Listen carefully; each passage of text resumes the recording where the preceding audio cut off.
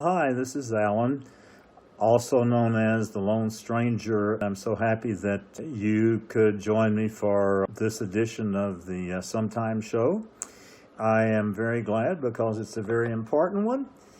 So that's why we're dispensing with our theme song. We don't have any visitors, just us here today.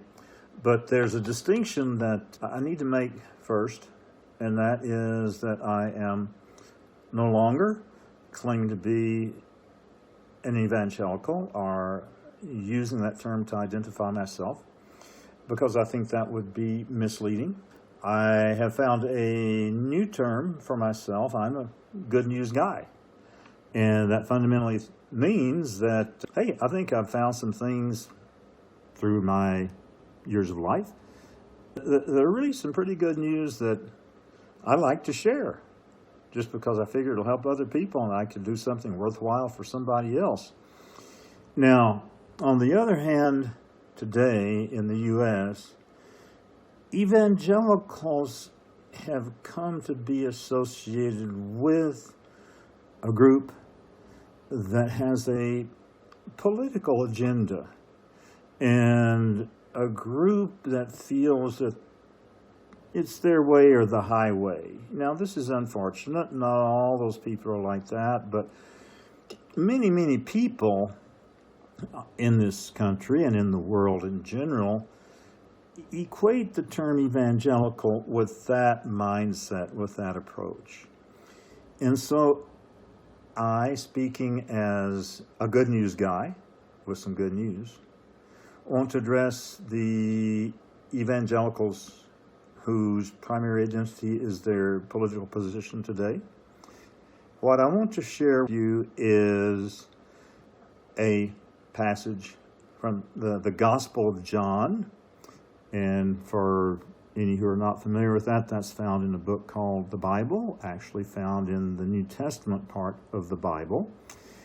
And the Gospels were the good news. They were sharing the story and words and message of Jesus, essentially. So I'm sharing something here for everyone who's willing to hang on to this for a couple of minutes, even if you have no interest whatsoever in religion or Jesus or God or Hinduism or Buddhism or anything like that, or whatever your conviction may be. I just want to share this with you because I think there's some truth here. And so here it is, this passage from the Gospel of John. It says, "From the beginning, the devil was a murderer.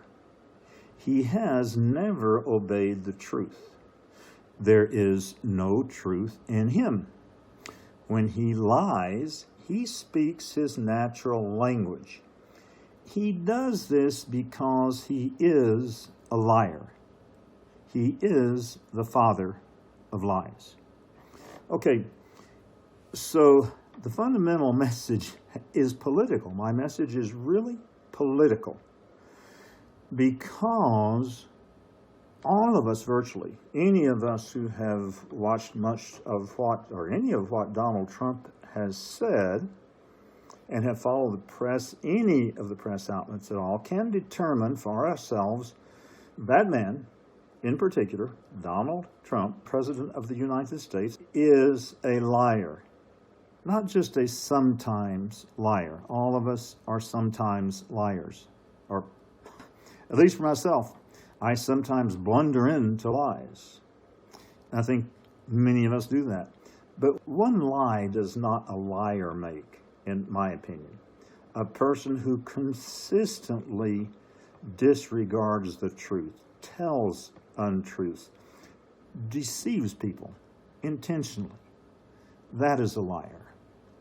So if you are identifying yourself as a Bible-believing, good news person, then you cannot support Donald Trump. It's as simple as that. Now, let's look at the other option.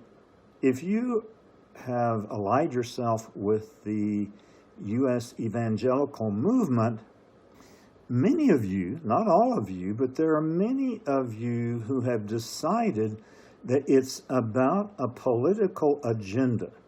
It's about political results. It's about what the person delivers in terms of the economy, in terms of your favorite or most important issues and concerns.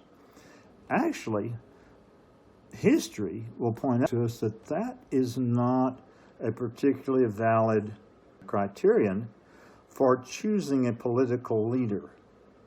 The important thing, or one of the most important things about any political leader that you choose or that you have is trust. Can you trust the person? Are they telling the truth? Because otherwise, you will be deceived. Because the way that works is that people, all sorts of people, not just politicians, will tell lies to achieve what they want to achieve for themselves. And they will tell other people what they want to hear, just so that those other people will give them what they want. So they'll get what they want from the other people. In this case, Donald Trump wants a second term. He wants power. He wants 4 more years. And if you look at the results, you may see some results that are pleasing to you. And I'll say more about that in a future edition of the Sometime Show. But right now, the point historically, not only theologically, but the point historically is that, let's just take Hitler, for example. He promised good things, right?